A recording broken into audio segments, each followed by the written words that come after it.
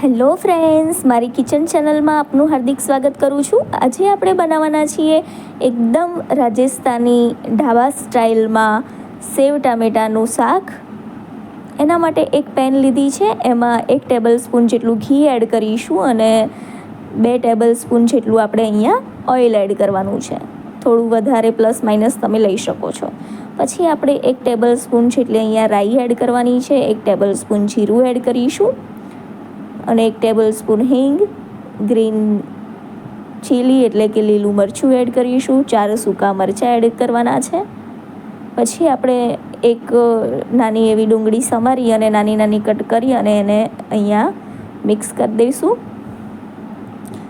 થોડો ડુંગળીનો કલર એટલે કે આપણી ડુંગળી સરસ સતળાઈ જાય પછી આપણે આદુ લસણની પેસ્ટ એડ કરી દેવાની છે અને મિક્સ કરી દઈશું.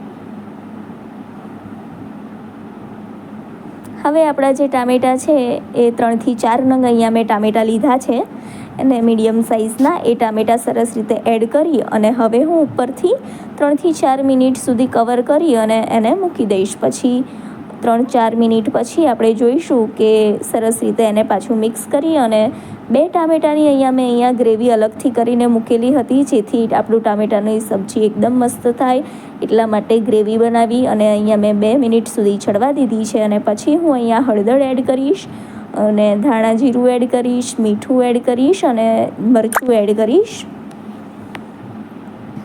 મરચું અહીંયા થોડુંક વધારે રાખીશું એટલે એકદમ સરસ તીખો ટેસ્ટ મસ્ત આવે છે એના માટે. હવે હું 1થી 2 મિનિટ સુધી કવર કરી અને પછી આવી રીતના સરસ રીતે પાછું એને મિક્સ કરી દઈશ.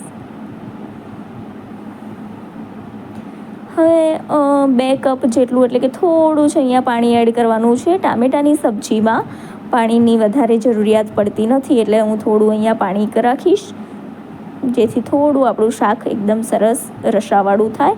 અને હવે હું ઉપરથી જે આપણી સેવ છે, રતલામી સેવ, કે તમે સાદી સેવનો પણ યુઝ કરી શકો છો. મેં અહીંયા રતલામી સેવ લીધી છે એટલે એકદમ સરસ ટેસ્ટ આવે છે. અને ઉપરથી સરસ ગરમ મસાલો એડ કરી દીધો છે અને લીલા ધાણા એનું ઉપરથી ગાર્નિશિંગ કરી અને સરસ આપણી એકદમ રાજસ્થાની સ્ટાઇલમાં આપણી જે સેવ ટમેટાનું શાક છે એ બનીને તૈયાર છે. Thank you friends.